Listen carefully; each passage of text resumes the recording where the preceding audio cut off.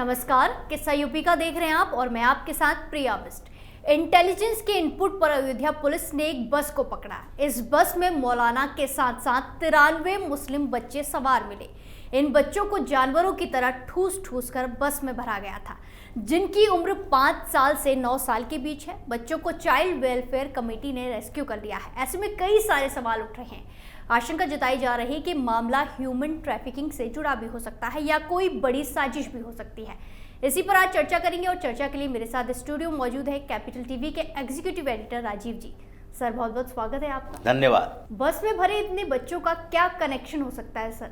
देखिए, जो बच्चे रेस्क्यू किए गए वो सब मुस्लिम बच्चे थे। 93 बच्चों को बिहार से, अलग अलग जिलों से बिहार के वो लेकर जा रहा था। कहाँ? सहारनपुर। सहारनपुर यानी कि देवबंद के उस जिहादी फैक्ट्री के लिए ये तैयार किए जा रहे थे कि वहाँ से लाओ। 5 साल, 7 साल, 8 साल, 9 साल, ये जो कम उम्र के बच्चे होते हैं उसके दिमाग के साथ खेला जा सकता है, उसका माइंड वॉश किया जा सकता है। तो पहला जो तरीका है इन लोगों का, वो मदरसों में 2 तरह से पढ़ाई करवाते हैं। एक तो लोकल बच्चे होते हैं, आसपास के बच्चे जो हुए उसको वहां पर एडमिशन करवाया जाता है। ज़्यादातर ये गरीब बच्चे होते हैं, गरीब मुस्लिम परिवारों के, जो मदरसे में जाते हैं लेकिन उनको सरकारी स्कूल में जाने के लिए या फिर प्राइवेट स्कूल में जाने के लिए ऑप्शन है। लेकिन प्राइवेट स्कूल में वो अपने बच्चों का एडमिशन नहीं करा सकते क्योंकि वहां पर पैसा खर्च करना पड़ता है। दूसरा ऑप्शन सरकारी स्कूलों का होता है जहां पर मुफ्त शिक्षा मिलती है, लेकिन उसके परिवार यानी कि जो ये विशेष सर्किल है, दुष्चक्र है कि गरीब परिवार के बच्चे यानी कि उसके घर वाले पेरेंट्स जो हैं, माँ बाप, ये लोग भी चूंकि मदरसों से ही छोटे मोटे शिक्षा लिए होता है तो उसको ये मौलाना बरगला सकते हैं आसानी से। उसे बताया जाता है कि देखो अपने बच्चे को मदरसे में भेजो, क्योंकि सरकारी स्कूल में भेजोगे तो हाथ से निकल जाएगा। हाथ से निकलने का मतलब है कि ये तुम्हारे धर्म को, इस्लाम को सही तरीके से उसका पालन नहीं करेगा। जब तक मदरसे में इसको शिक्षा नहीं दोगे तब तक ये कुरान पढ़ना नहीं जान सकता, ये हमारे इस्लाम की परंपराओं को नहीं जान सकता। तो इसलिए उसके घर वाले को पहले बरगलाया जाता है, बताया जाता है कि तुम्हें सरकारी स्कूल के बजाय मदरसे में पढ़ाना चाहिए।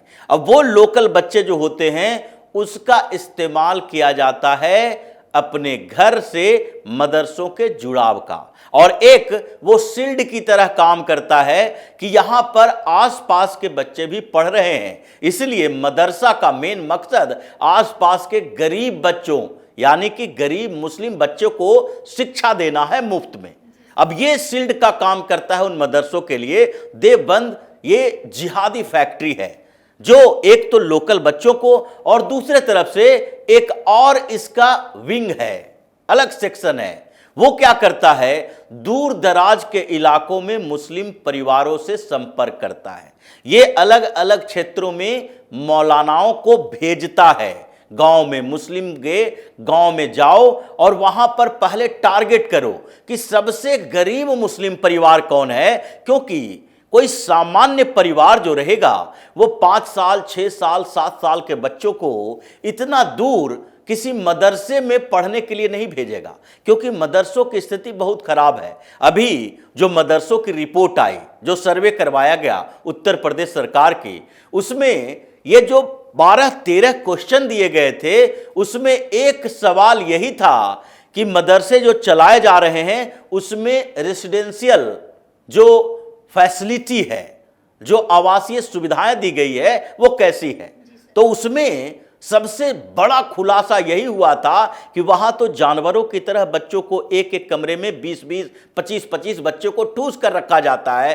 खाने पीने की सुविधाओं के नाम पर केवल वही ये मदरसे के मौलवी खाते हैं, उन पैसों का इस्तेमाल करते हैं, और इन बच्चों को जो खाना दिया जाता है वो जानवरों को भी खाना नहीं दिया जाता होगा। इसी आधार पर इन कई मदरसों को, लगभग 13,000 से ज़्यादा मदरसों के ऊपर जो योगी सरकार ने एक्शन लिया, प्रतिबंध लगाया, उसमें एक बुनियादी सुविधाओं की बात थी, दूसरे इसके फंडिंग को लेकर बात थी कि कहां कहां से पैसे आते हैं। तो ये उस जगहों के बारे में जानता है। ऐसा नहीं है कि बिहार के अररिया जैसे क्षेत्रों में, दरभंगा जैसे क्षेत्रों से जिन बच्चों को लाया जा रहा है, उसके गांव में इसकी जानकारी नहीं है कि उत्तर प्रदेश के मदरसों में क्या होता है। क्योंकि आज वो पहले वाली बात नहीं है कि ये दूरियां बहुत ज्यादा दिखाई पड़ेगी कि बिहार से उत्तर प्रदेश के सहारनपुर आने में 2 महीना का समय लग जाए।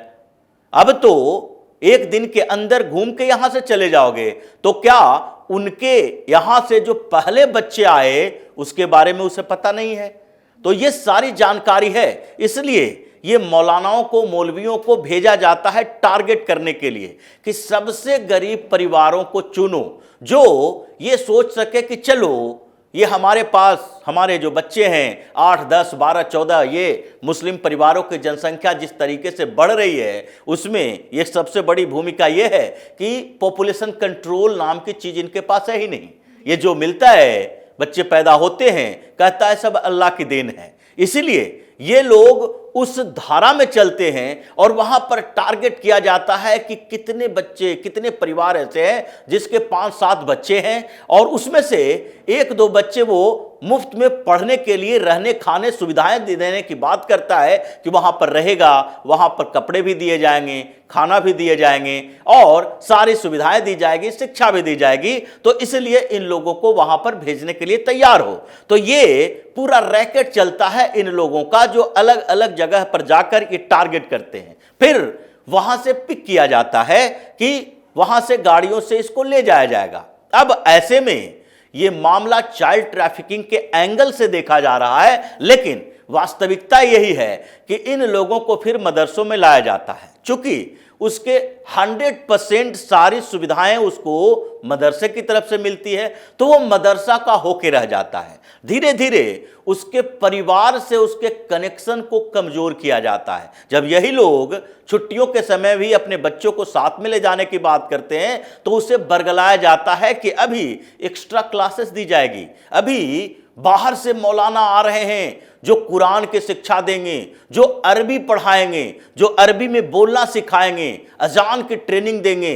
तो इससे आपके बच्चे का आगे अजान सीखने में, अजान देने में, कहीं का मौलवी बनने में आसानी होगी।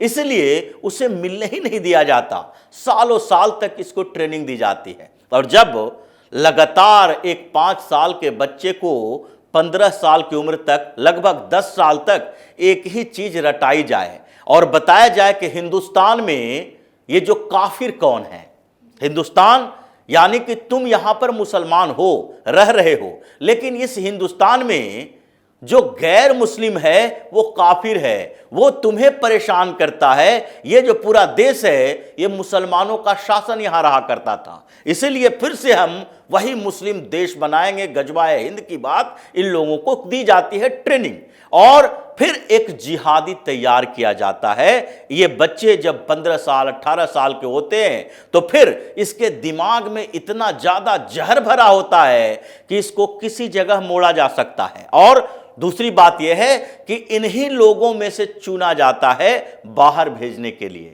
ये मदरसे तैयार करते हैं इन लोगों को कि तुम्हें सीरिया जाना है ट्रेनिंग के लिए, तुम्हें पाकिस्तान जाना है आईएसआई के साथ ट्रेनिंग के लिए, और यहां से ये पूरा जिहादी होकर लौट कर आता है। चूंकि ये लोग हिंदुस्तान का है, इसकी नागरिकता हिंदुस्तान की है, इसके पास सारे आईडी प्रूफ हिंदुस्तान के होते हैं, तो ये ट्रेनिंग देने के लिए जाता है। क्योंकि ये बीच में पूरी तरह से गायब है, इसके घर परिवार वालों तक को पता नहीं है कि मदरसे से ये 6 महीने की ट्रेनिंग के लिए बाहर गया है या फिर मदरसे में ही पढ़ाई कर रहा है। तो ये पूरा का पूरा नेटवर्क जो मदरसों का चल रहा है और जिसमें बच्चों का इस्तेमाल किया जाता है, वो जिहादी बनाने के लिए किया जाता है। और इसमें सबसे बड़ी भूमिका सहारनपुर के देवबंद की है। ये मदनी जो चिल्ला चिल्ला कर कहता है कि हम सरकार से कोई पैसा नहीं लेते, सरकार का फंड नहीं लेते।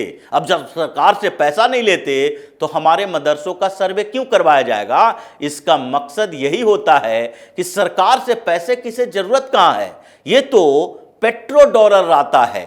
अरब से डॉलर में पैसे आते हैं और यहां पर ये करोड़ों करोड़ खर्च करता है जिहादी तैयार करने में, और फिर ये वापस उसको वहां भेजता है जहां से ये जिहादी बन के आते हैं हिंदुस्तान में तबाही मचाने के लिए।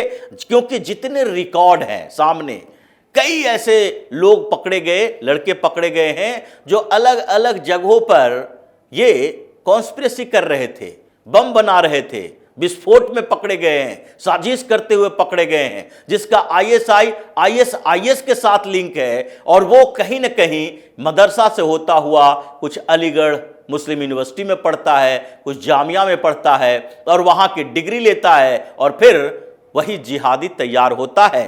ये पूरा का पूरा नेटवर्क है जिसे एक्सपोज किया गया है। ये 93 बच्चे नहीं बल्कि भविष्य का जिहादी है, जिसे अब चाइल्ड वेलफेयर कमेटी जो है वो ऑब्जर्वेशन करेगी, वो अब इसके घर परिवार वालों से बात करेगी और उसके बाद पता चलेगा कि कट्टरपंथियों के ये कट्टर मानसिकता कहां तक हावी है। उत्तर प्रदेश में कैसे अभी भी ये देवबंद जो है वो जिहाद की फैक्ट्री चलाता हुआ दिखाई पड़ रहा है। धन्यवाद सर समझाने के लिए। धन्यवाद। बस में बच्चों को जानवरों की तरह भरा गया था। ये बच्चे गरीब परिवार के हैं, कुछ ऐसे भी हैं जिनके माता पिता तक नहीं है। ऐसे में मामला बड़ी साजिश का हिस्सा हो सकता है। किस्सा यूपी में फिलहाल के लिए इतना ही। बाकी तमाम खबरों के लिए देखते रहिए कैपिटल टीवी उत्तर प्रदेश। नमस्कार।